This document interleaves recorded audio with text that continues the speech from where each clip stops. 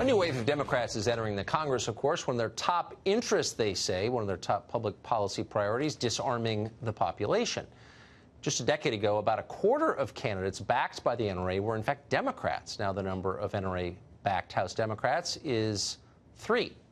Meanwhile, a new poll of Democrats in early primary states says their top issue after single-payer health care is repealing the Second Amendment in order to ban guns. Richard Goodstein is a lawyer and a former advisor to Bill and Hillary Clinton, and he joins us tonight. Richard, thanks for coming on. Sure. So is this really the time, as the country's becoming more chaotic, to disarm the population? Yeah.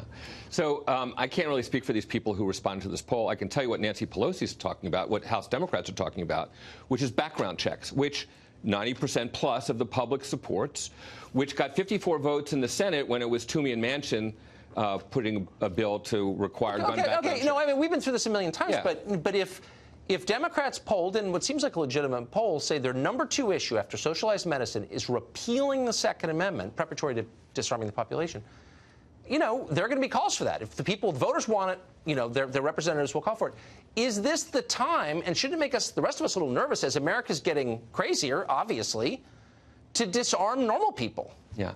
Again, I just don't buy the notion that that was a legit poll, that even a quarter of Democrats think repealing the Second Amendment. What do you think of that? What I think the Democrats are saying is what Justice Scalia said in the famous Heller decision, the one case that really went to the Supreme Court, where he said a person has a right to a handgun to protect their home, period, and that legitimate regulation of guns in terms of places that they can't be taken, schools, places that, you know, conditions on their sale. We have all those laws already. I mean, but I'm saying those are, so no one's talking about repealing that. No, people are. And let's stop lying just for a second. Yeah. You're not going to stop mass shootings, really, unless you take all the guns away. That's the truth, and everyone knows it. I mean, honestly. Yeah. So that's kind of the goal, and everyone really knows that. And I'm just wondering, like, what's the argument here? So if you're arguing simultaneously that the police are racist and can't be trusted, which Beto and lots of other candidates have argued, and also that the population can't be trusted to defend itself or have firearms, what are you really saying?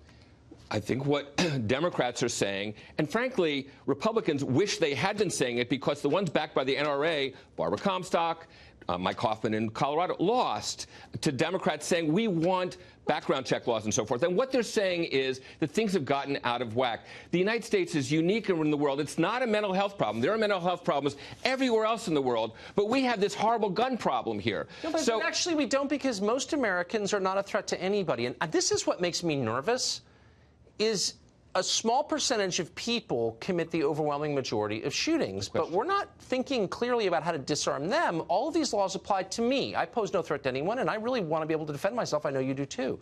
So why not leave me out of it and normal people out of it who pose no conceivable threat, and focus on the potential threats? But no one's ever up for doing that. Right. We all have to be disarmed. Why? Well, again, no one's talking about disarming anybody. No, What elected officials are saying is we should have background checks so lunatics don't have the access to guns.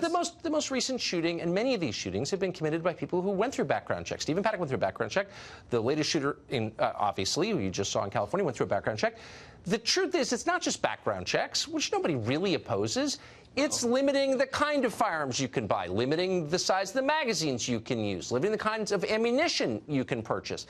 These are laws, restrictions that affect normal people who should be able to defend themselves. Why is that? But when you say that nobody really opposes, when you get Republican leaders here, please ask them to affirm the fact that they don't oppose. Well, it's relevant. Because you start, look, but hold on, remember we have background. I mean, let's be serious. Yeah. Background checks are, I buy guns, so I know. Right. They're in place. You go through them when you buy a gun.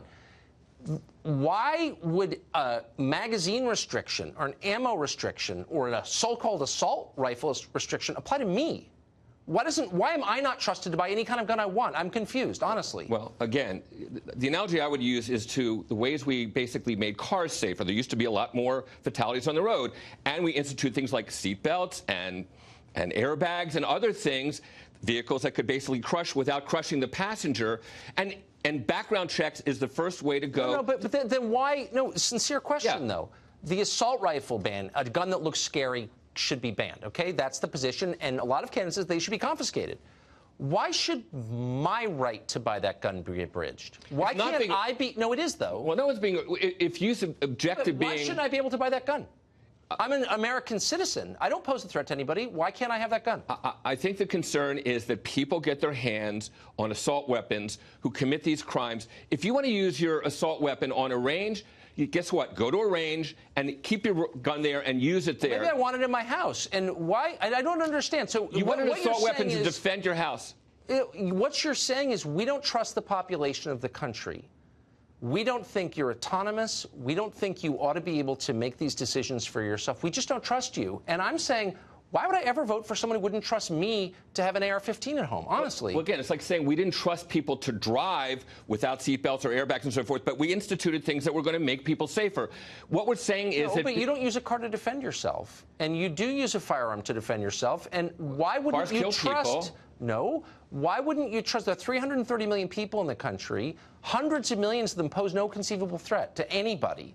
Right. So why can't we think of a law that spares them these regulations? Is anybody even trying to think of that? Of course they are. But really? Who? Well, but again, we're taking it step by step. We're taking it step by step. Yes, we and listen, are. And ask any suburban mother. That's the problem politically, is that these people that you lost last time are going to be lost because they don't want more guns in school. The left is making this country chaotic and scary. Yeah. And simultaneously trying to keep me from defending myself. The voters just happen not to buy what you just said. I don't care. And that's why the Democrats won. I don't care. Okay, we'll see. Yeah. Richard, thank you. Thank you.